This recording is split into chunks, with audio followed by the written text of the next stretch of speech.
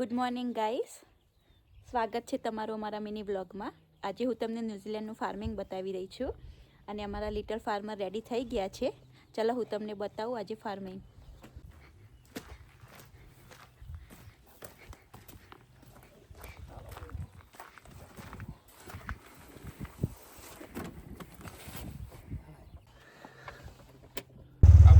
ચાલો તમને બતાવું છું ફાર્મિંગ.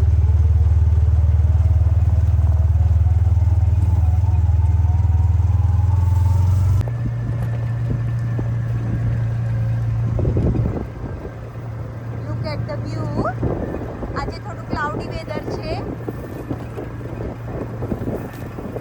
મારા સનને આ રાઈડમાં મજા આવે છે, તો સાંજે મારા હસબન્ડ ઘરે આવે એટલે એમને થોડી વાર મજા કરાવી લઉં છું રાઈડમાં.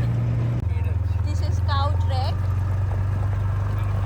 કાઉ આવી અહીંયાથી જાય, એમને જ્યારે મિલ્કિંગ સ્ટાર્ટ થાય ત્યારે અહીંયાથી લઈ જવાની લાવવાની એ લોકોને. આને સેન્ટર પિવટ કહેવાય. આપણે ઇન્ડિયામાં કેવું હોય કે પાણીવાળી ખેતરમાં આવી રીતે મશીન હોય એ ઓટોમેટિક છાંટે, આને સેન્ટર પિવટ કહેવાય. બધા આખા ખેતરમાં બધું પાણી છંટાય એટલે લીલું ના લીલું ઘાસ રહે. ગાઈસ, આને વોટર બીટ કહેવાય. ગાયોને ખવડાવવામાં આવે આ વોટર બીટ. વિન્ટરનું આ એમનું ફૂડ છે.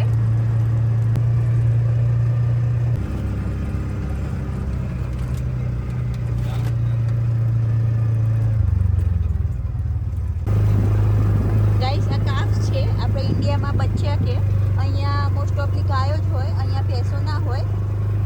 તમે જોઈ રહ્યા છો.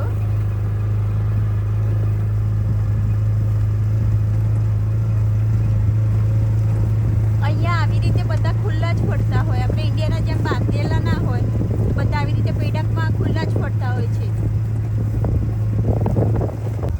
આ લોકોને આજે ઇનફ ગ્રાસ છે એટલે આ લોકોને બીજી બ્રેક આપવાની જરૂર નથી.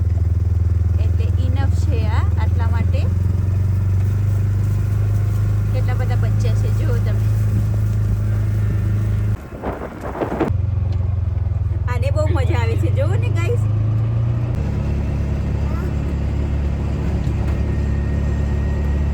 ગાઈસ, આપનો અમે આપણા નથી, પણ આજે રાઈડ કરવાનું મન થઈ ગયું હતું અને આને બહુ મજા આવે છે. આને લઈને આવ્યા છે, મજા આવે છે અમને પણ. જે ફેન્સ વાઇન થાય એના સ્ટેન્ડ છે. મારા હસબન્ડ લઈ ગયા છે. એક ગાયોને બ્રેક આપવાની છે, તો હું તમને આગળ બતાવી રહી છું વિડીયોમાં, તો તમે બન્યા રહેજો વિડીયોમાં. ગાઈસ, આ બધી ફાર્મની મશીનરી છે. ટીગર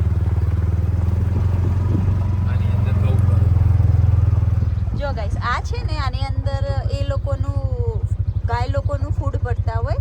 ઘઉં ને એવું બધું જે અનાજ આવે એ લોકોને ખવડાવવાનું એ પડતા હોય. સ્ટોરેજ કરતા હોય 12 મહિનાનું. આમાં પેડકમાં બહુ મોટું ઘાસ થઈ ગયું છે. અને જે રેડ કલરના ફ્લાવર્સ દેખાય છે, લાઈક ફૂલ દેખાય છે તમને, એને રેડ ક્લોવર કહેવાય.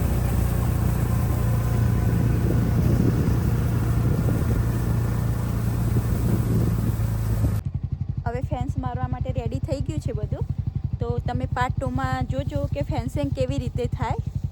હવે એક હેલ્પર આવે એટલે ફેન્સિંગ કરવાની છે, એટલે તમે આગળના વિડીયોમાં જોજો પાર્ટ 2માં. Coming soon part 2.